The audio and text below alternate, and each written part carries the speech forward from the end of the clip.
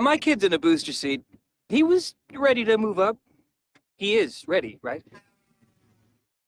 Her car seat looks like the right size. There are probably rules on when to move up to a booster seat, aren't there? Rear facing, forward facing. I think I have it right. Car crashes are a leading killer of children 1 to 13. Are your children in the right car seat for their age and size? Don't think you know.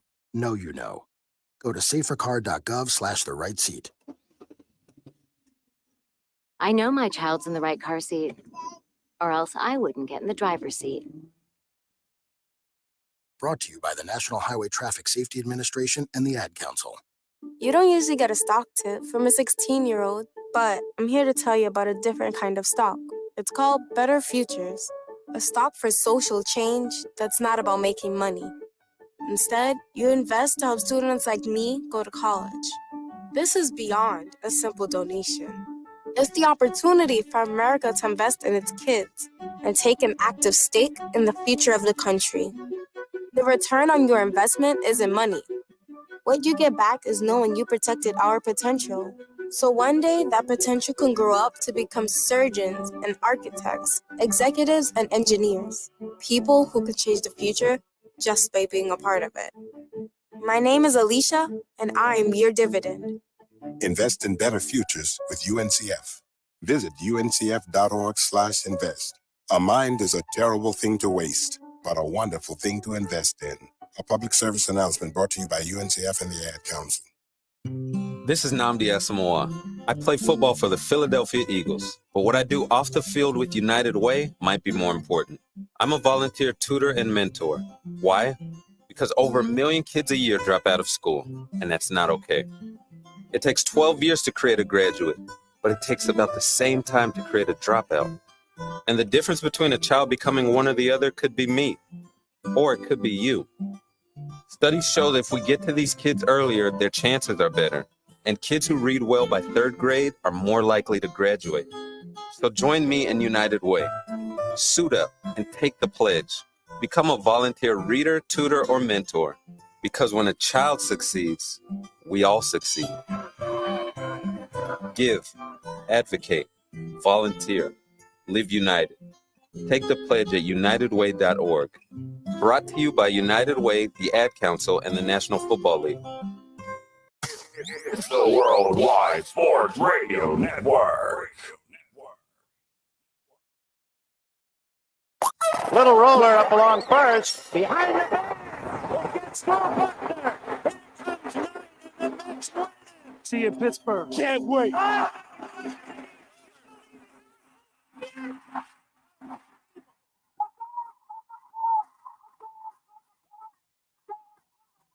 All of it is out on the field. He's going to go into the end zone. Montana looking, throwing in the end zone.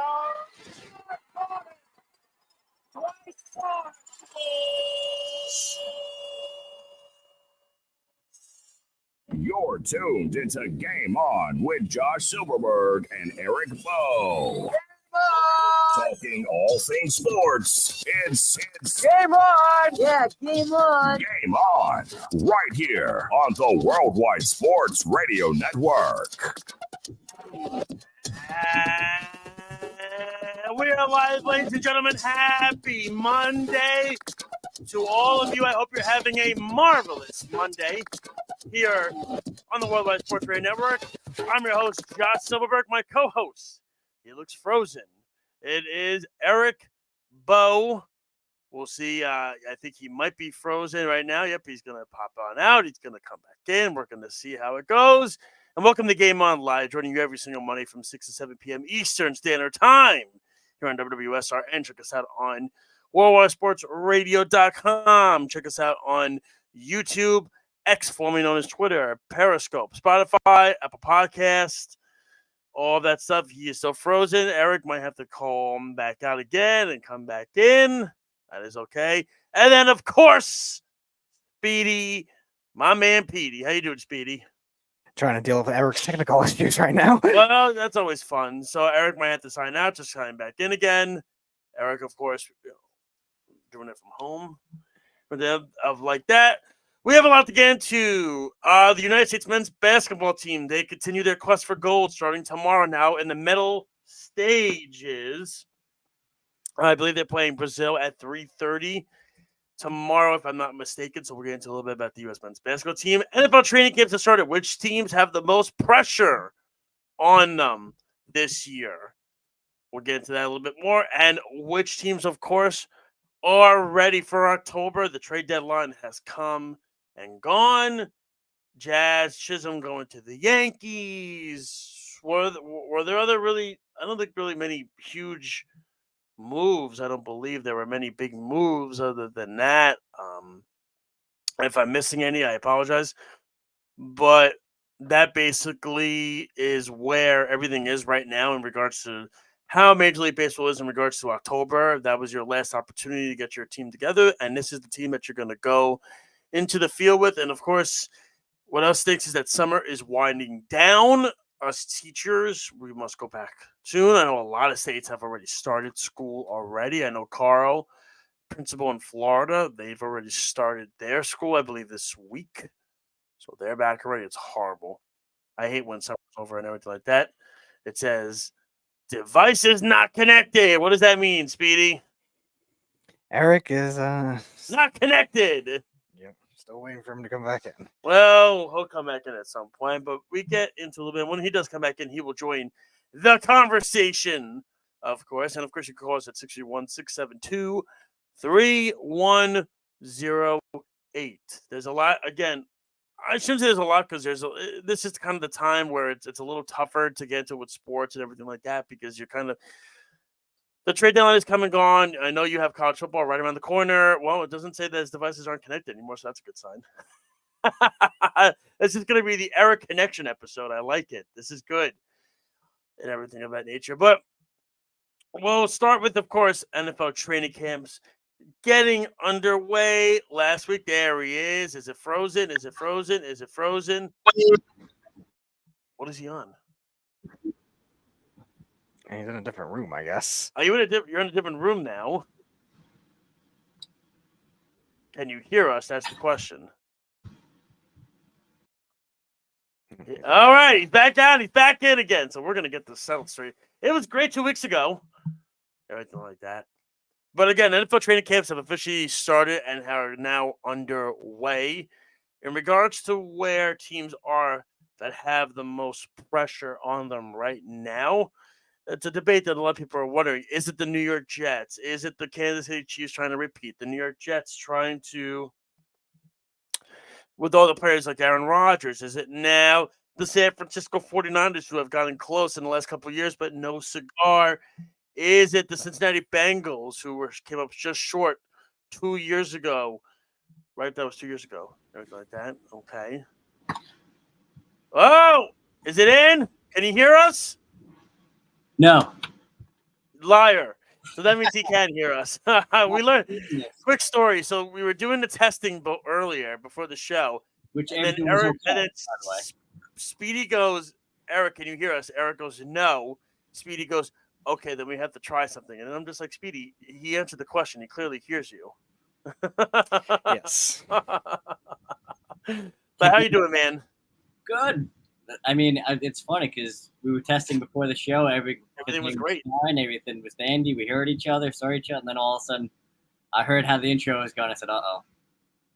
Yeah, it was weird because once you popped up, you were frozen. I said, "Uh-oh, that's not good." Then we started devices not connected, and then we were like, "Oh, that's even worse."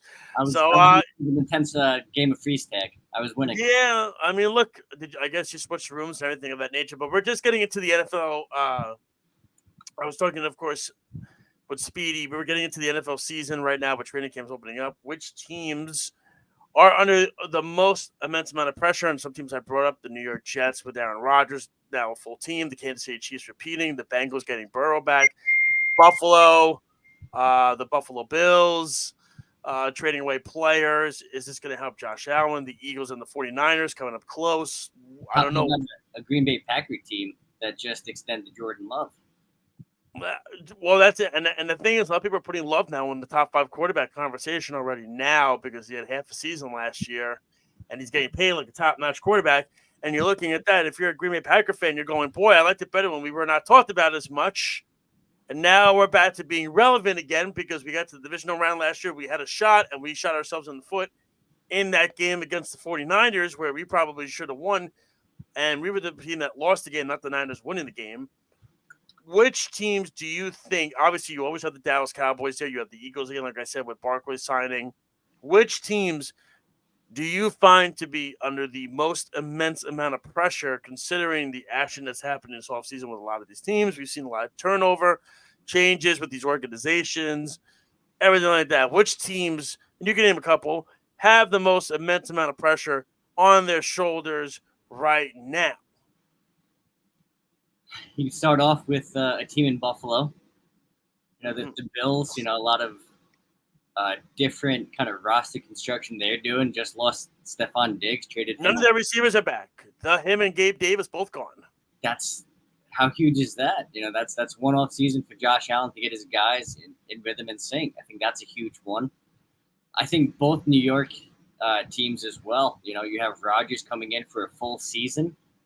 Hopefully, with everything going on, what the expectation is for him and that Jets organization itself is, good run, deep run in the playoffs. The Giants were just on Hard Knocks. You saw some of the behind-the-scenes stuff. You saw, make a break year for Daniel Jones. And same thing, Green Bay. Green Bay was that surprise team last year. And at this point, are they the best team in that division? It's hard to say. So I think those four really have a lot to prove so far. I don't know if I necessarily agree with you with the Giants. I would say, yes, they run Hard Knocks. We saw a lot that happened. I know it didn't paint the greatest picture for Joe Shane during Hard Knocks. It kind of made him look like he had an ego about him that he said, I know what I'm doing. Don't worry about it, and everything like that. I don't think they have the pressure on them as much as they have more eyes on them because of the Hard Knocks show. But I think everybody kind of knows what the expectation of the Giants is, especially in an NFC that's gotten better. To me, I agree with you with the Jets. This Aaron Rodgers stuff, if it flops, Douglas and Salah are both out. We know that. And Rodgers will not be there anymore either. This organization has put all their eggs in the one basket, so we see where that is. Always Kansas City, right? Because it's almost like if Patrick Mahomes has a rough season, it's always unheard of. And then people are going to say, oh, what's wrong with Patrick Mahomes and Andy Reid? Is it dying? Is the breed dying? Is it done? Is the run over? So their pressure is always with them. In the Michigan dynasty, for sure. That's what I'm saying. And then, of course, always the Dallas Cowboys because it's the star on their helmet. It's what it is. A star or a rating? Never mind. Listen, it could be either or, but listen, it brings. What do you want to say, Speedy? I was going to say that's what Jeff has always said for the last 3 years. It represents a rating. Yeah, that's exactly what it does bring. It's a rating. It's nothing more than that. But the issue is, of course, is now you don't have CeeDee Lamb in camp. Dak is there, but he's not getting paid. And again, we've always talked about this, right? Is Dak a great quarterback? No, but let me ask you this: what would be a better option out there? It's like the same thing. There is none. That's why Tua got paid what he got paid. I think Buffalo, to a certain extent, interesting. I think the Chargers have a lot. No, but right? Am I wrong about that to say the Chargers don't have a lot of pressure because they're paying Jim Harbaugh a lot of money to bring a team that has been an basically is underperforming franchise for how many years now? And now it's the time you bring in Jim Harbaugh to really get going and everything of that nature. So I think that's one. And then, of course, you have Philly. You bring in Saquon. You're throwing your all, you give A.J. Brown the new contract and everything of that nature. They bring in Kellen Moore, the third new offensive coordinator, and 3 years now for Jalen Hurts. So we're going to see if that works. I don't know if Green Bay has a ton of pressure. I know Love is getting paid what he's getting paid, but you can almost make the case Detroit has just as much pressure as Green Bay does because of where they were last year and everything of that nature, because they're expected to get back to where they were last year. Their team, you can make the case in the offseason, got better. And Jared Goff got his extension. right? And this is where you're expecting this franchise now to break through, not to have a step back like they've had in their careers in the past and everything of that nature. One team we didn't mention is San Francisco. You know what? No. Yes, but I don't think the pressure is as strong on them because it's like, okay, you're expected to be good. You will be good. You'll be fine, kind of thing. McCaffrey will be okay. You know, you didn't do too much in the off season, so you're kind of running it back again. You know, so I don't think the pressure is on them as much. But another NFC team. How about this one, Josh? Is there any pressure, and what level would you put it on a team that drafted a quarterback in the first round of the draft this year, the Atlanta Falcons?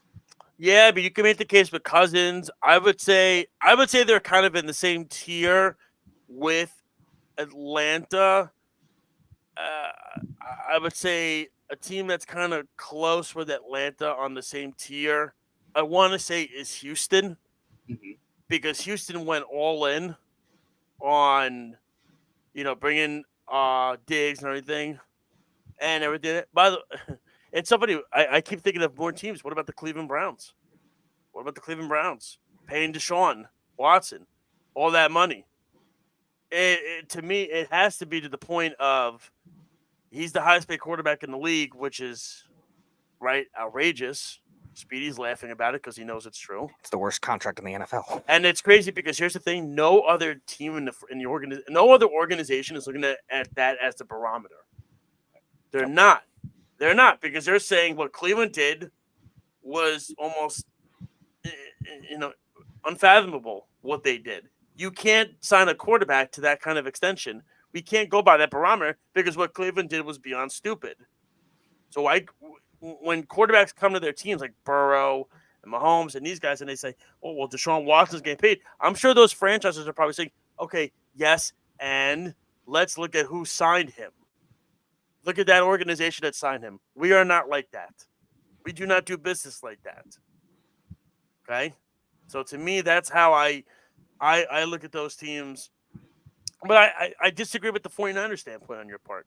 I think when they've come close for how many years now, went to the Super Bowl last year, been to the NFC Championship, I think, 4 years in a row, Speedy? It's 4 and 5 years. 4 and 5 years, and you don't win a Super Bowl? That's almost, I want to say, Atlanta Brave 90s-ish, per se, in the sense of Kyle Shanahan's now been to 2 Super Bowls. He's been to, I believe, 6 NFC Championship games or 7, and never won a Super Bowl. I think there's, and now you're hearing Brandon Ayuk could be traded very soon. Which, look, they drafted the receiver who they got in the draft this year, who I think is going to be a stud. I forget his name. Pearsall. Yep, who will be very good. They think he's going to be just like Samuel. The thought process is, I think if you're San Francisco, you need to have the pressure on you, because here's the thing. You're putting all this stock into Brock Purdy, and you're making Brock Purdy, who was an MVP candidate last year, and people still don't believe in the guy. Well, the way you make people believe in the guy is if you obviously have to win the big game. And we saw him in the big game last year, and he was very underwhelming, per se. He wasn't great. So I think there's immense pressure on Kyle Shanahan and John Lynch to get this done, because this partnership, listen, I feel like they have a free pass, Lynch and Shanahan, because they're dominant every year. But it's kind of Atlanta Bravish, where you're getting to the NFC Championship game every year. You've been to 2 Super Bowls and you've lost both of them. Not to mention you've lost them both to the exact same team against the same quarterback, both in the worst way possible, I might add. One where your quarterback overthrew your wide receiver, which would have won you the game in the first one. The second one where you lost in overtime. So, you kind of look at it in that perspective. You've almost performed as the better team in both those Super Bowls, and you lost. That's the part to me that I'm trying to see with the 49ers. Again, other teams on there as well. I before the show I said the Bengals. I don't think the Bengals have as much pressure on them.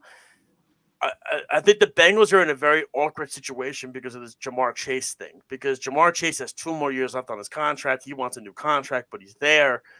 But then you have T. Higgins, who's just sitting there. He wants to get paid, but he's there and everything of that nature. And then, of course, like you said, with the New York Jets, they put everything into this team. You name it, they've put into it. The quarterback, the offensive line now, the entire makeshift, 3 new offensive linemen. They have a new pass rusher. He hasn't shown up yet, and who knows when he will.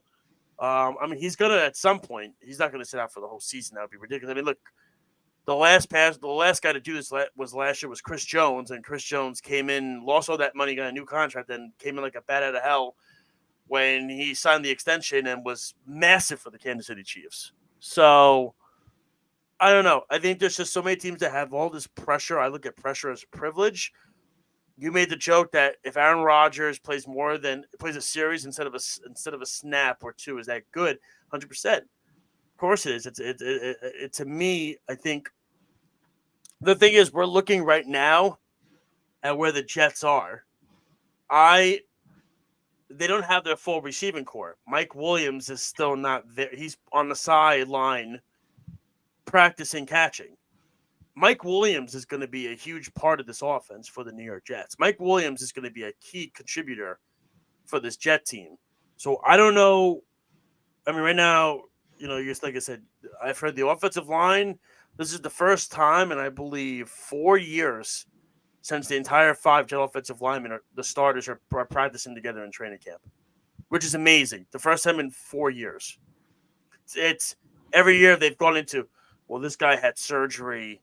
This guy they're trying to get out of retirement. This guy they're trying. The Ryan Khalil experiment, awful. Dwayne Brown, terrible. Dwayne Brown, terrible. Do you think it'll be nice, though, that defenses won't be able to just stack the box against Breece Hall this year? Well, of course. I mean, and that's the thing. And I think the bigger thing is that my boy Braylon Allen is killing it right now in training camp. Isn't that right, Speedster? He's to tell you. Your Jets Wisconsin's hybrids are so far 2 for 2. Well, I got to tell you, seriously, look, the dude's been training with Derrick Henry in the offseason. Did you see what he looks like, Braylon Allen? Guy's a truck.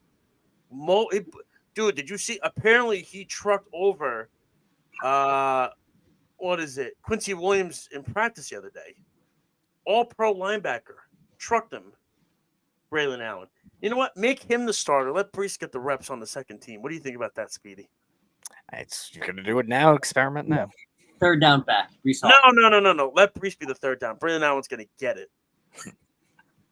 You watch. You laugh. Here's the thing. We look at the draft picks for the Jets. The other shows talk about the Jets enough as it is. So we try to stay away from that. But we look at the draft picks that the Jets have to sign. Sauce Gardner, Garrett Wilson, Jermaine Johnson. I think Breece is unfortunately going to be the odd man out because he's the running back. And it's almost like they've prepared themselves for Braylon Allen to take over if Breece leaves in 2 years. Because they're going to sign Sauce and they're going to sign Wilson. I mean, that's a lot could happen in those 2 years, though. To kind of, I understand planning ahead, but I think you have. Well, that's always what Douglas does. He always plans ahead. It's the same thing with this year with the first round. He drafted Fashanu. He drafted Fashanu because he knows Tyron Smith's only going to be there for a year or 2. And if Tyron Smith has a great season, they'll re-sign him to another big 1-year deal again. They'll do a year-by-year contract. And then they'll just say, okay, Fashanu can play right tackle next year and take over for Moses, but he got to sit out a year and learn from Moses and Tyron Smith. But anyway, like I said, the pressure is a privilege in that matter. I think as a Giant fan, both of you are Giant fans. Do you have high expectations for the Giants this year, Speedy? No. I think they might get maybe a win or 2 better, but not any So they had 6 last year. Over-under was what, 6? Yeah, any more than that, I'd be surprised right now. The Giants, they improved their offensive line a little, which gives me a little optimism with that, but they lost Saquon. They got 1 more receiver, didn't get enough depth. Their defense on paper actually looks pretty good. I think they could be like a top 12 talent-wise defense, but if your offense is on the field, your defense is going to get tired anyway. All right. With the Giants, I think it's going to come down to, and as cliche as it sounds, and we know this already, it's going to come down to, a healthy Daniel Jones. Can he be protected? Does he have time to throw the ball out or not? but it's honestly, the team will do as well as Daniel Jones does. If you see Daniel Jones against Arizona, 2 seasons ago with that late comeback, and all of a sudden he couldn't miss, that Daniel Jones is there, the Giants will be okay. If the normal other 16-week or 15-week Daniel Jones is there, then who knows?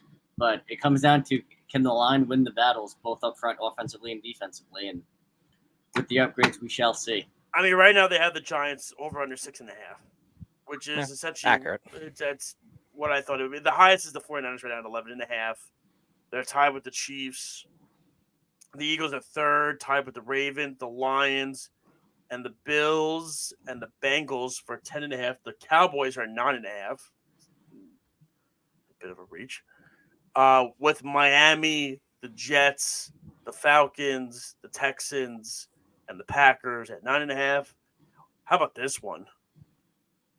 The Bears at 8.5. They like it, Caleb Williams. Are you taking that under or over? I don't know. I don't have think I heard. would bet a future on that. I don't know, but I have heard Speedy, Eric. I don't know if you've heard this too. I've heard Caleb has looked very good in training camp so far. How is their defense? Is their defense improved from last year? Is their line improved from Their last year? defense was good in the second half. They had a good pass rush once they traded for Sweat, and they've always had a good interior and linebackers. It'll be a question of, can they do it 2 years in a row? A couple new secondary pieces. They pay Jalen Johnson; he's good, but can they do it for a full season? And the coaching is the other question too. And the team with the least amount is the Patriots at 4.5. Patriots? Yeah, 4.5. Denver is second, which, by the way, I've already heard Zach Wilson might be cut. Not even joking. CFL Zach Wilson. I mean, he's already losing. He's already the third stringer right now in practice. Yep, can't wait for him to be a CFL legend next year, and Wes will love it. Well, he'll be the third stringer in Pittsburgh. Yeah, exactly.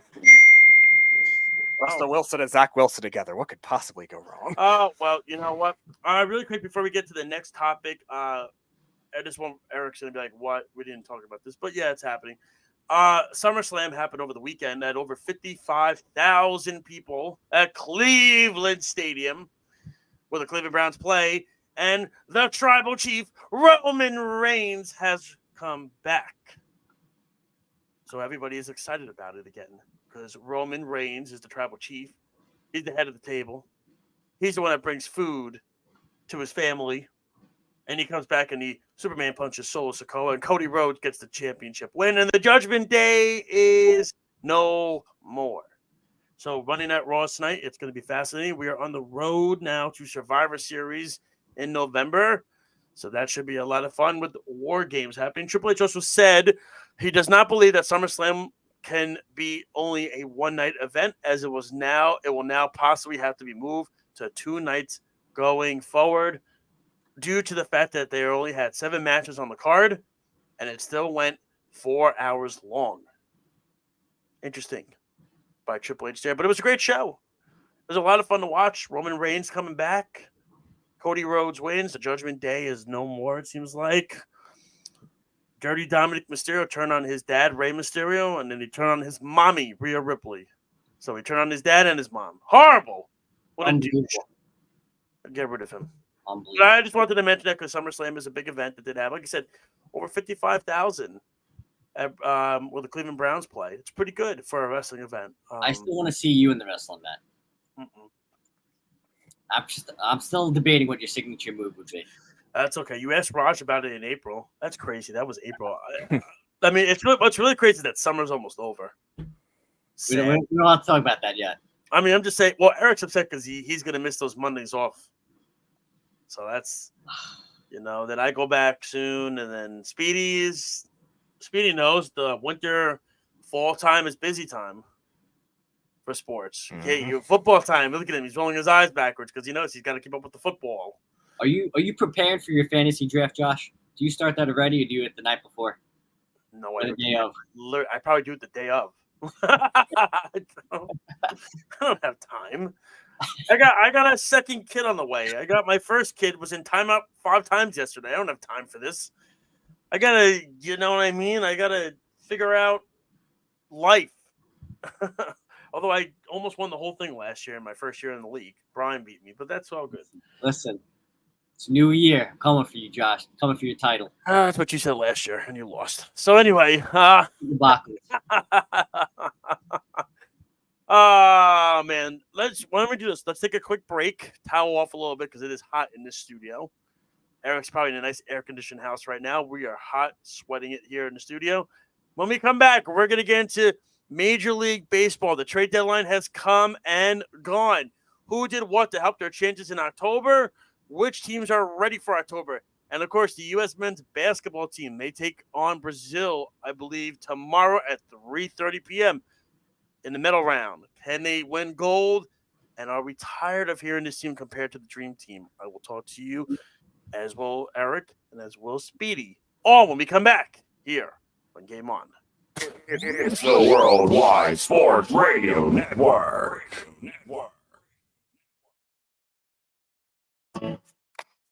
Hi, this is Terry Crews, actor, former football player, game show host, father of 5, and all-around big dude. I'm also an expert on drama. I know all kinds of drama. There's the good kind that comes with having a house full of kids. There's the bad kind like season-ending injuries. There's the necessary kind like having an agent in Hollywood.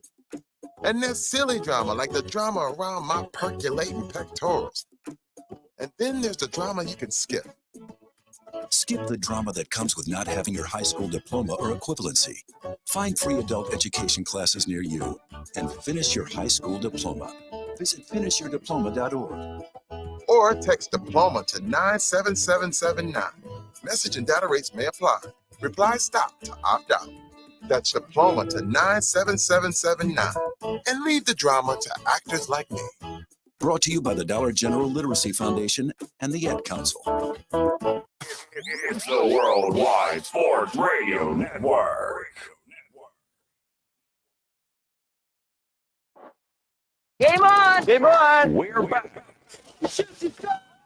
You're listening to Game On with Josh Silverberg and Eric Bowe. Yes, ladies and gentlemen, happy Monday again to all of you. You're listening and watching us here on the Worldwide Sports Radio Network. This is Game On. I'm your host, Josh Silverberg. My co-host, of course, Eric Bowe, and on the board, Speedy PD. You can check us out on worldwidesportsradio.com, on YouTube, on X, formerly known as Twitter, Spotify, Apple Podcasts, Podbean. And you can also call us at 631-672-3108 is the number to call. You'll have to chime in. And, of course, you can leave comments as well. Well, we didn't get to one thing in the NFL, and that's something Eric wanted to get into, and that was the kickoff rule and how it could affect some of these teams. We saw Tariq Cohen, who the Jets tried out. He has retired already. It's kind of crazy because they had a side-by-side picture of Tariq Cohen next to Braylon Allen, and Braylon Allen was like 6 inches taller than him. It was kind of the funniest thing. But I know, Eric, you wanted to share some thoughts on the new kickoff rule this year. Yeah, I mean, especially the onside kick part too, where you have to announce it. Kicking. It used to be you kick the ball, it goes in the end zone, and then basically it's a touchback almost every time now. So now with the new rules, it's just kind of, are we going to see any more returns? And no. I mean, we saw less with it moved up originally. A lot more of the ball travels to the end zone, and guys are just taking a knee, no time off the clock or anything else. So it's going to be interesting and tricky to see how, the coaches and the teams kind of navigate a way around it, for instance, almost like the Bill Belichick's of trying to figure out how can I make this in our favor? I just almost feel like you can't. You gave it Speedy. Have you had any thoughts on this new kickoff? Because I just feel like it's not going to work. Yeah, it's different. You're going to get more different types of returners that are going to try it. It's actually going to be all the speed guys, so it's going to be very different. I think it really makes it hard for a defense too, because you're going to get a lot of guys in a good field position as it is to they're going to get, because you have to kick it in a certain spot and you don't get a running start. Then we were talking about on the Sports Line about the onside kick rules being changed as well. So they can't even surprise teams anymore. It's it's a very tough situation for guys that are just special teams specialists at this point to really make it anywhere in the NFL. And it's a shame. We just saw Devin Hester inducted in the Hall of Fame. You're never going to see anything like that anywhere close. It's disappointing because, like Speedy said, and like you said, Eric, everything's changing. I mean, look, Tariq Cohen was trying to have the comeback because he's known for his kickoff specialty and everything like that. And he retired. And now why he retired, whether that could be he just felt like he wasn't, because I've heard he had a great training camp. I guess the problem was he probably just felt this is not going to work for me. I'm not going to be able to show my strength and be able to do what I need to do to be able to be a successful kickoff returner, because it's just, what's the point? Now they're using, what I've read is a lot of teams are using a lot of hands players now. They're not even using a lot of the speed guys anymore. Now they're just using guys that have good hands and everything like that and everything of that nature, which is, like I said, it's very different. But like Speedy said, you're not going to get that Devin Hester type anymore. You're just not, who had first play of the game in the Super Bowl against the Colts, burst out the Chicago Bears, and they take the lead, and you're just, you'll never see another kickoff returner in the NFL Hall of Fame ever again, I don't believe. I think he's the last one, unfortunately. There you go. That's where you put Braylon. Put him back there and just let him put Derrick Henry back there, grab it and go. There you go. That's what I'm saying. Just truck everybody, right? But it's to the point of, I understand what the NFL is trying to do. They're trying to make the game safer. I get it. They don't want any more hit stick like hits where it's concussions and all that stuff. But again, the problem is everything's going to be, you might as well just start the ball at the 25-yard line now. That's the same thing, because you're going from literally, it's going to be touchbacks even more. I mean, you saw the increase in touchbacks to begin with. It's just how many times you see a kicker actually kick the ball through the uprights, on a kickoff. But then, and that's the thing too, is that if you're a kickoff specialist, you're really, like I said, this is your bread and butter. You need to figure out how to be creative. The only problem is, as creative as you can be, the kickers aren't going to let you catch the ball.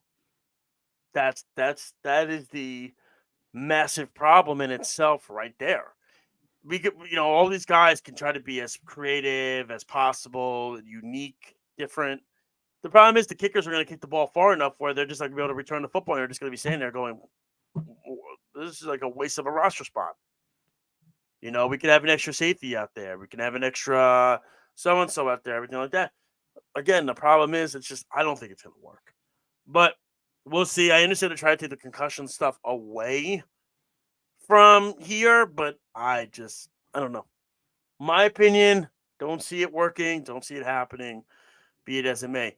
The Major League Baseball trade deadline has come and gone. Teams made pushes. Some of them, did some things, didn't go crazy. Some teams didn't do anything at all, a la the LA Angels, who don't understand what they were doing. Same thing with the Chicago White Sox. Don't understand really what they were doing. But the Angels traded their closer. Okay. No, yeah, but they had a lot more they could have traded. Starters galore. Mm-hmm. Not to mention the White Sox. I don't know what the White Sox were doing. Does anyone really know what the White Sox are No, doing? but I'm just trying to help. I'm trying to help people out. You won't lose 20 games in a row after your trade deadline, okay? I'm just trying to help people out. Like, what did they? The Dodgers did good. They got Jack Flaherty. The Yankees, so far, Jazz Chisholm has been very good for them. But there was no other, a lot of teams almost stayed status quo. Like, the Giants didn't do anything because the Giants wanted a team to pay Blake Snell's entire salary plus have prospects on top of it. And I thought to myself, that's never going to happen. You're not going to have it both ways in Major League Baseball. It's either you pay for the salary and you get less of the draft pick and you get less of the prospects, or you get the prospects, but your team. But again, you know what I mean. You get the prospects, but you don't pay for the full salary. It's either one or the other. You can't have it both ways. Not exactly an easy contract to try to trade either. No, it's a 1-year deal. He had a no-hitter the other day. He's pitching lights out right now. I mean, he's doing fantastic. I think the Giants could have gotten a good haul for him. if they offered him available. They're not better than the Braves. They're not better than the Diamondbacks. They're not better than the Padres. They're not better than the Mets. They're not better. They're not as good as those teams. And those teams are like 4 or 5 games in front of them. So to me, I just felt like I understand you want to try to make the push, right? It's almost like open season in the wild card since there's 3 spots. But let's call it like it is. Like right now, the Giants are behind the Braves, the Pirates, Diamondbacks, the Mets, the Cardinals, and the Pirates. They're behind 6 teams. I don't think Blake Snell himself is going to change the trajectory of how the Giants season's going to go, because the Giants, one, they don't have hitting. That's number one. Number two, their bullpen has been okay this year, not great. Duvall has been nowhere near as good as he was last year. So I don't understand the concept of keeping Blake Snell and everything and such things like that. Well, you think Blake Snell and a Logan Webb, the wild card matchup? But they're not going to get. I don't think It's not a 1 game. It's 3 games. That's what I'm saying. It's 3 games. But the other thing, that's good chances. 2 out of 3 right there. Yeah, but the thing is, there are 6 teams in front of them right now. And let me ask you this: are they better than the Braves, the Diamondbacks, the Padres, the Mets, even the Cardinals? Nope. I don't think they're better than those teams. Because the problem is, even like out of all those teams, the Giants have the worst hitting of all those teams. Like the Padres, the Mets, the Diamondbacks. Like Ketel Marte has put himself into the MVP conversation. Now he's not going to win it, of course. Shohei. Somebody needs to tell Eduardo Perez, by the way, when he's announcing MLB baseball. Listen, I love Francisco Lindor, dude.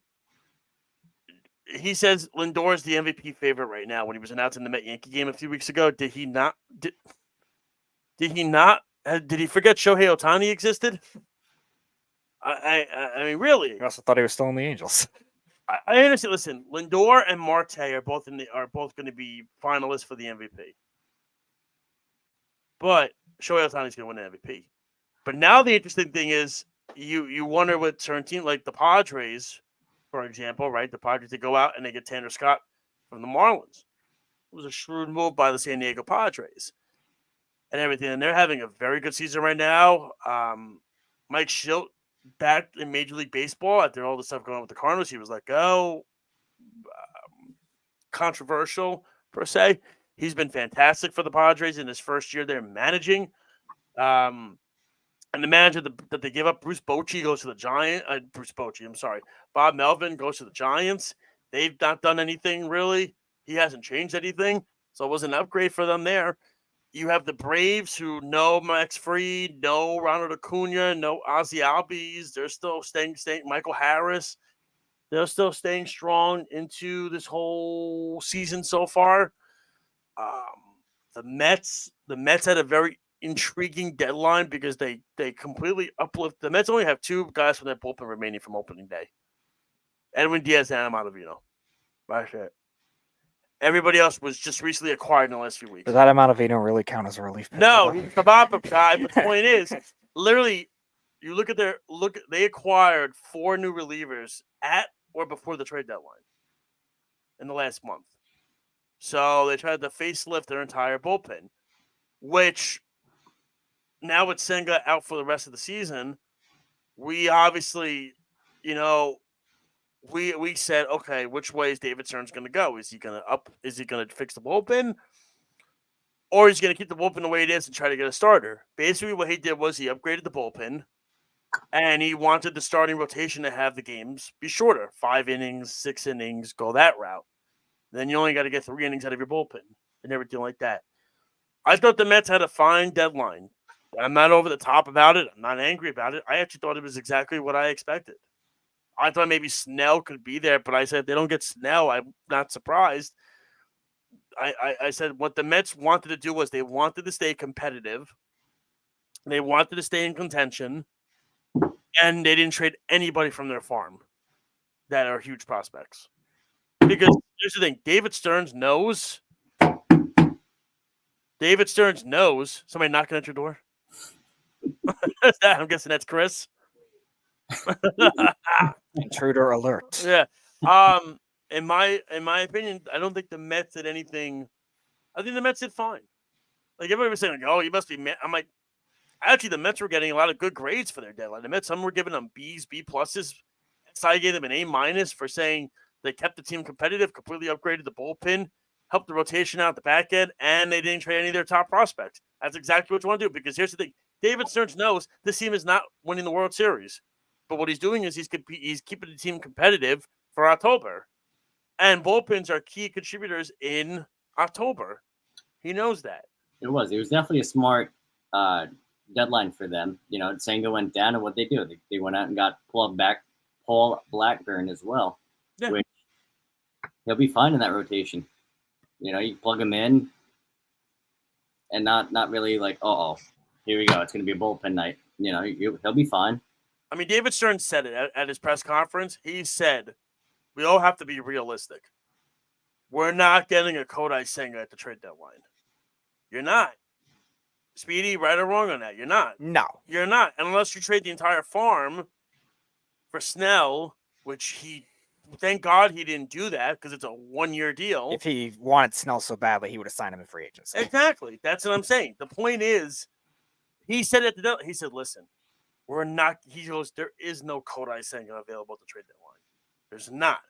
And he said what makes it more of a challenge is now that the extra wild card spot is there, it's more of a seller's market than a buyer's market. That's the killer of everything. Excuse me. Oh, it's more of a buyer. Yes. They were saying it was a seller's market, but to me, I felt like it was a buyer's market because everybody was trying. But the Mets made 3 trades that day. What do you want them to do? I mean, it's literally Senga's their best pitcher. He was an all-star last year. He had a great first game against the Braves. He was killing them. Mm-hmm. I heard it was unfortunate. Now the silver lining is, that now what's going to happen is there was an innings limit for Senga to reach by next year, and if he reached that limit, he can opt out of his contract. He's not going to reach that innings limit now, so he's now going to be with the Mets after next year for the next 2 years under that salary. And it's funny because I think Verlander has something like that too. With his He does. And he's not going to reach either. So the Mets are out $18 million right there. They don't have to pay it for next year. So they're out of that. Senga's now going to get – I think Senga's being paid what, Speedy? What was the contract? I can't remember. It's 3 years, 75, I believe, at the time. And then he's got the 2 years. Or no, not 3 years, 5 years, 75. 5 years, 75. All right. So with the third year, the third year. Yeah, and he's not going to reach it. So to me, the Mets are now getting Kodai Senga at a bargain. What do you think about it? I mean, you look at that. Let me just look for a second at the contract. Everything. Let me see. Where is it? And that's potential Verlander money. Well, yeah, he's definitely not reaching that now. Especially the Astros, other young starters, they don't need to push them. Yeah, so see right here. So his next 3 years, Sega's going to get $15 million. Verlander just paid for one of those. Yeah, exactly. Exactly. Scherzer's off the books next year. McCann's off the books for next year. The catcher, James McCann. The toughest guy in Major League, James. Yeah, that was pretty good. I got to give him that. He did get wailed in the face the other day and came back and played the game. He still stinks, though. But besides that, it was just a year after I booed him in Baltimore. No, I mean it's Marte's contract's off the books next year. Alonso's obviously this year. He's not doing himself any favors, Alonso. So I mean, but it's right now the longest term contracts for the Mets are, if I'm not mistaken, it's Nimmo, Lindor, and Diaz. They don't have any long-term contracts besides those 3. And let's call it like it is. Lindor so far has earned his money, right? We can all say he's earned that contract. To me, he reminds me of Carlos Beltran 2.0. Great player, always excellent on the field, always underappreciated. Exactly how Carlos Beltran was with the Mets. One of the best players at his position, always an MVP candidate, was always underappreciated as a player. To me, the two are in sync with one another with that. So Lindor gets $34 million a year. Let me see. Nimmo's was 20 million a year, I thought. 20. Yeah, I'm looking right now. Sport Rack. So I like this website. This is a good website. 20 million a year for Nimmo. Let me see who else I can find. Can I just search on the players thing? Hold on. Diaz was 5 years, 100. I definitely remember that. Okay, so then 20. So when you look at it, right? You look at the 34. I just want to see how many more years Lindor. Yep. So here it is, right here. You look at the contracts for next year. Alonso's $20 million. That's off the books. Nimmo's $20 million for the next how many years?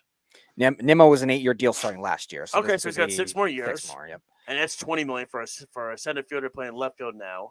Manaya's 1-year deal. He's off.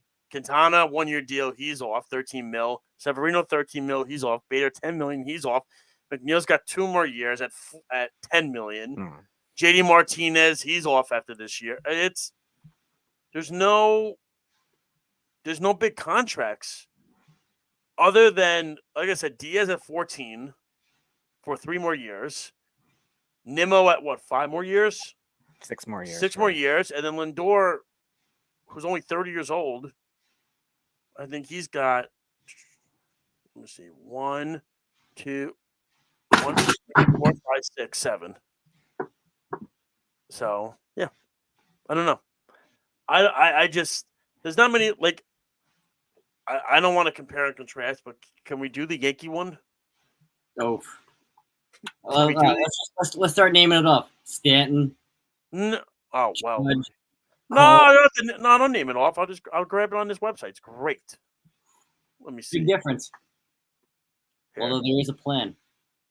What I don't know what that plan is. It's kind of an exit strategy a little bit, obviously, and that's it's all. Oh, here we go. I got it. Okay, here we go. Judge, $40 million a year. He's got.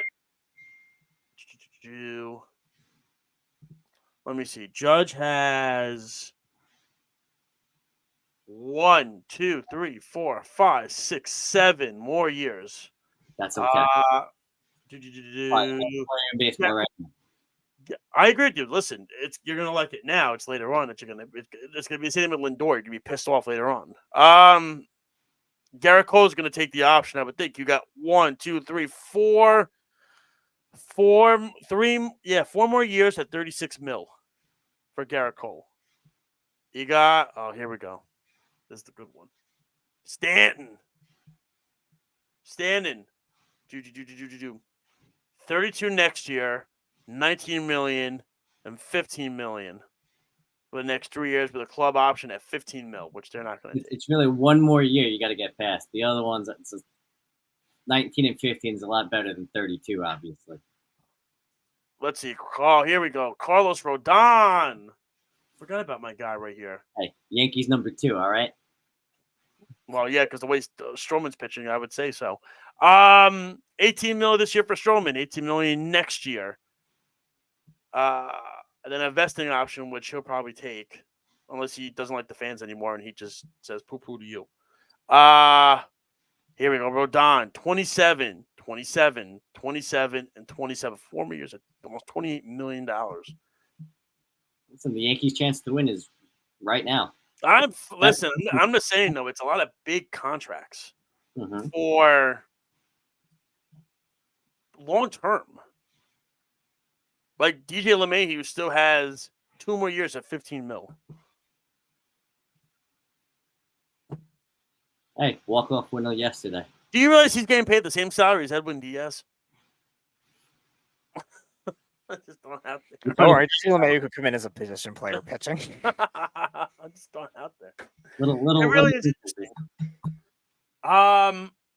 Let me ask you, what teams do you think did enough for the deadline, and what teams do you think did not do enough? I was disappointed with Baltimore. Mm-hmm. I think they need more bullpen help. And you know what? They kind of tried to stop the bleeding by getting Rogers. Well, they tried for school ball, and then Jackson Holiday said, "Screw you! I'm going to hit a grand slam for my first home run." But did they though? Did they actually try for school ball? Did they try to, I read they talked to Baltimore. They talked to Detroit, but it just really didn't get anywhere. Yeah, it's not like the Tigers are like the White Sox where they're obviously gonna be bad for a while. Well, the thing is, I mean, look, if the Tigers got Schoolball, they would have had the 1 and 2 favorites for the Cy Young and Schoolball and Burns. Of course. But think about what it would have cost. Like, look what it cost for the Marlins to trade Rogers to them. Well, I was going to say, yeah. Who was the team they made a ridiculous? It was a horrible trade that they made. I can't remember what it was. They got a starter who was okay. Kikuchi to the Astros. Ah, thank you. Yes, Loperfido. Yeah, I don't know what Houston was doing. And starting pitcher. That one, not bad at all. Great job by Toronto in that one. Yeah, I don't know what. And a prospect. Can't forget prospect too. Will Wagner. I mean, Houston's been. I mean, look, they traded away Gilbert and Clifford to the Mets for Justin Verlander, who's pitched half a season for him so far. I mean, where are we going with this whole thing? I mean, clearly the Astros don't care about prospects. They used to, but everything like that. But I mean, I feel like the Padres really care about their prospects, though. The Padres? Well, they keep getting back more prospects because they trade one guy Soto for, and then they get another guy and they trade him for. I don't know how they have any, enough guys in their system. I tell you, who I'm very surprised didn't do enough? Chicago, the Cubs, because they're not going anywhere this year. I'm very surprised the Cubs didn't do anything. Do you think Bellinger's injury kind of hurt them a little bit, though? You don't think they tried to? I said they could have gotten value for him. I think they kind of. See, your phone thinks they could have gotten value too for him. That's why they dinged. The robots are after the Cubs. That's right. I mean, look, I think there's definitely teams, in my opinion, that would have lined up for Bellinger. To how much would he have been worth? Can't tell you that. Mm-hmm. But in my opinion, you can always use a nice left-handed bat.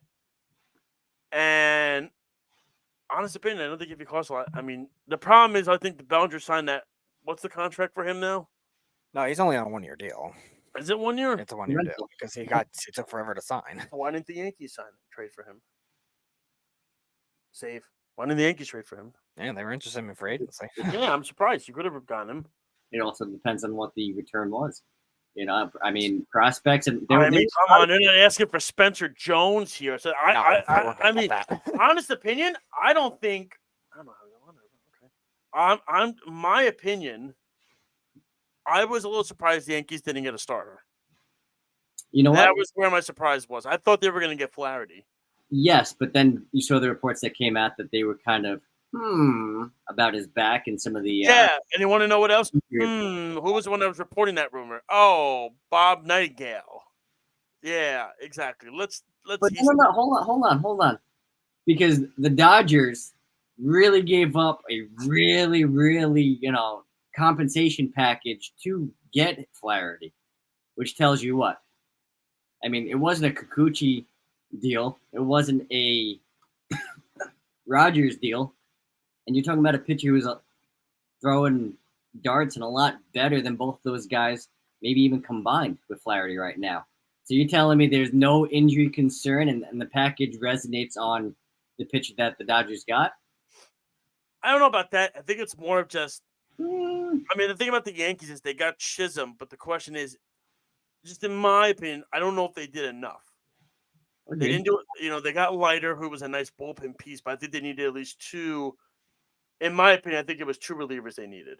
Yeah, well, De Los Santos and Leiter. What are they known for? They're strikeout guys. That's exactly what the Yankees bullpen was missing.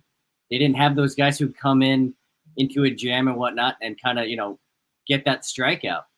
A lot of balls in play, a lot of stuff that way where runners are scoring and whatever else, but they didn't have that actual guy to come in and just throw some flames, throw some strikes, and strike some guys out. Larry's been great so far. You know? I just think, in my opinion, they needed 2 bullpen arms. They needed that's just my, and I needed a starter. They got the bat. The bat they did that well. But I will say, I got to give Jazz Chisholm credit. He went in there and he said, "I'll play any position this team needs me to play." Gleyber Torres said, "Nah, I'm a second baseman. That's all I am." And that's where the difference is in the two kind of players. And you know what the best part? Jazz is under contract till what, 2027? So now, guess what? Gleyber knows, he's running his own. Yeah, he's mad. He's not going to be. He's mad because he's not going to be back next year. He's upset. He's not going to be back next year. They got his replacement, the player right next to him. Well, that is about wrap up our show. We still have one more thing. We have the Eric. Come on, Josh, you're better than that. There you go. All right, Eric. What is you're better than that? You know what? No, you're going first today. You got it. Fine, perfect. Mine's a simple one. That's USA men's basketball. Can we stop comparing them to the Dream Team? It makes me sick. You're really going to compare these two teams together? They're not even remotely close to each other. It's ridiculous. I mean, come on. Look at the roster comparison between the two. It's not. It's laughable that this is even a thought process.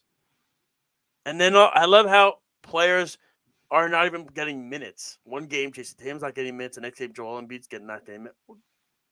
There is no rotation in USA men's basketball. Just play your best players. Give them the minutes. That's why they're there. Otherwise, you're wasted. Except for Tyrese Halliburton. He stinks. You don't have to play him. He's awful. You don't have to play him. So for that, USA men's basketball and all the reviewers out there, stop comparing them to the Dream Team. It's the greatest team ever assembled. You're better than that. Now, this might sound like a get off my lawn, I getting kind of takes. I'm just saying that this might be. But we're seeing it in baseball. We're seeing a pitch clock. We're seeing violations. We're seeing a lot more updates and changes and change of pace and everything else. You're starting to see it now with football, with the whole kickoff stuff.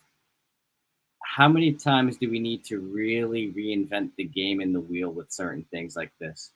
It gets to a point where, come on, are we changing the sport altogether?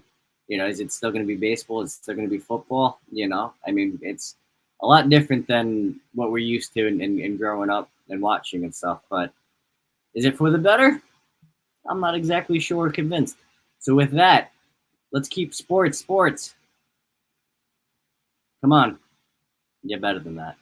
Speedy. All right, so I'm actually going to go a little different direction. It's actually going to go with the security at the Olympics for the track events that got both Sha'Carri Richardson and one of the Jamaican runners out the wrong entrance. And then the Jamaican runner, I think, hurt herself, trying to get in, and she couldn't even run because of it. I think her last name was Thompson. I forget her first name offhand. And she couldn't even participate in her best event because of this whole security thing, the whole thing. So Olympic security in France, you're better than that. Well, that is it for us, ladies and gentlemen, this week. Thank you so much for tuning in. No comments tonight. That's okay. Maybe next week we'll get back to it. Everything like that. Of course, Speedy, thank you as always for producing. You're doing a great job. Eric, we're glad you made it. A little technical difficulty in the beginning. You're there. I'm just saying. Was that Chris knocking at your door, by the way? Was he knocking at the door? I will not confirm nor deny. Okay, so he was. Having all said that, like I said, ladies and gentlemen, I know the summer's winding down, unfortunately. So enjoy the last few weeks. Like I said, I know a lot of schools are back around the country. That's why you're seeing all those. Makes me sick when I see these commercials end of July. Back to school sale. I'm like, what happened? What do you mean back to school sale? We're in July. But it is what it is. But again, don't forget to check out the Sports Lab Mats every Tuesday and Thursday at 7 o'clock and all the other great shows that we have here, such as the betting show. And don't forget to check out the Weekend Crunch with Speedy and Errol every Saturday at 7 p.m. on 103.9 FM, the LI News Radio Network. All good stuff on there. And, of course, us here at Game On at 6 o'clock on Mondays. And it sounds like we're going to stick to the Mondays for now, even through the next few months. We will see how it goes. Listen, people get a case of the Mondays. Mondays is so terrible. We got the bright spot now. Well, that's what it is. Speedy, thank you so much, of course. Eric, thank you so much, my friend. I will talk to you both next week. You have been listening and watching us on the Worldwide Sports Radio Network. For Speedy Petey, for Eric Bowe, I'm Josh Silverberg. Have a good rest of your week. Everybody, take care. We'll talk to you next week. It's the Worldwide Sports Radio Network.